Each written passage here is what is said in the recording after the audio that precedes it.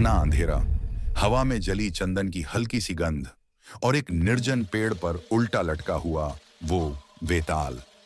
राजा विक्रमादित्य ने जैसे ही उसे कंधे पर उठाया, वेताल फुसफुसाया, राजन, आज की कथा सुनकर यदि तुमने उत्तर देने की कोशिश भी की तो तुम्हारा प्राण खतरे में पड़ जाएगा। विक्रम मुस्कुराए, वेताल, प्राणों का भय मुझे आज तक रोक नहीं पाया, कथा कहो। और वेताल ने शुरू की। खून के सौदे की कथा। वेताल बोला, बहुत समय पहले विंध्याचल के घने जंगलों से लगा एक गांव था, कुंठलपुर। गांव के किनारे एक पुराना वीरान महल था जिसे लोग रोने की आवाज आती थी और लाल रंग की परछाइयां दीवारों पर दौड़ती दिखाई देती थी।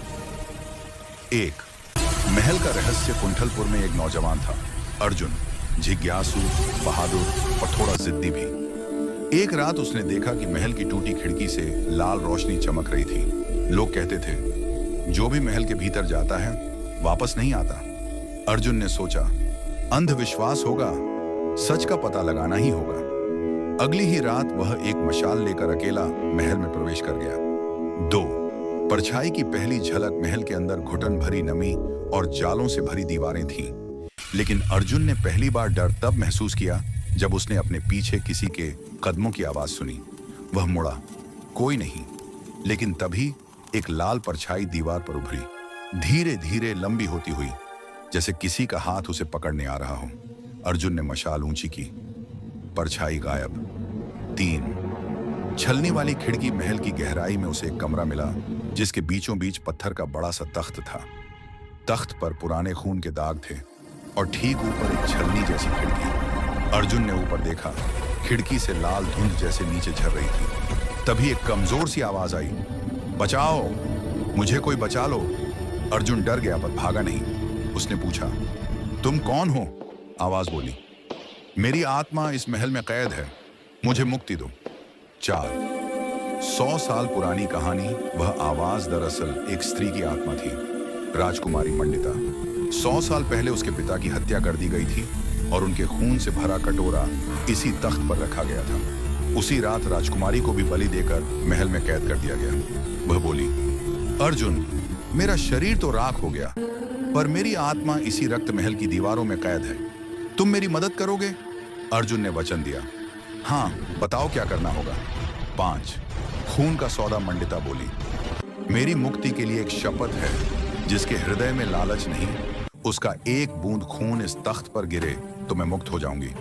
अर्जुन हिचका, लेकिन फिर उसने अपनी उंगली काटी और एक बूंद खून गिराई। अचानक महल कांपने लगा, लाल रोशनी तेज हो गई और वह परछाई पहले से कई गुना विशाल होकर उभरी। वह गर्जी, मैं उस शाप का रक्षक हूं, 100 सालों से किसी को मुक्त नहीं होने दूंगा। 6 अंतिम संघर्ष। परछाई अर्जुन पर झपटी। अर्जुन ने मशाल घुमाई, परछाई पीछे हटी। परछाई बोली, तुम जान दे दोगे पर मुझे नहीं हटा पाओगे। अर्जुन ने कहा, जिसके मन में डर न हो उसे कोई नहीं रोक सकता। वह तख्त पर चढ़ा, मशाल को ऊंचा किया और लाल धुंध की ओर फेंक दिया। मशाल धधकती हुई रोशनी में बदल गई और परछाई झलकर राख हो गई। महल की दीवारें टूटने लगी।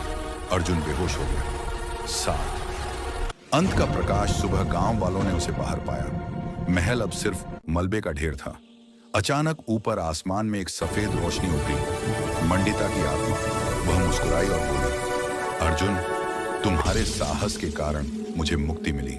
सच्चा मददगार वही है जो बिना स्वार्थ के मदद करे। और वह प्रकाश में विलीन हो। वेताल ने कहा, राजन, इस कथा का अर्थ सरल है, साहस और निस्वार्थता सबसे बड़ी शक्ति है। जो बिना लालच के मदद करता है वही सच्चा योद्धा है। विक्रमादित्य ने गहरी सांस ली और बोले, वेताल, कथा तो अद्भुत थी, लेकिन जो प्रश्न तुम पूछना चाहते हो वह पूछो। वेताल हंसा, प्रश्न तो बाद में राजन, पहले मुझे पकड़ कर ले जाओ। और इतना कहकर वह फिर से हवा में गायब हो गया।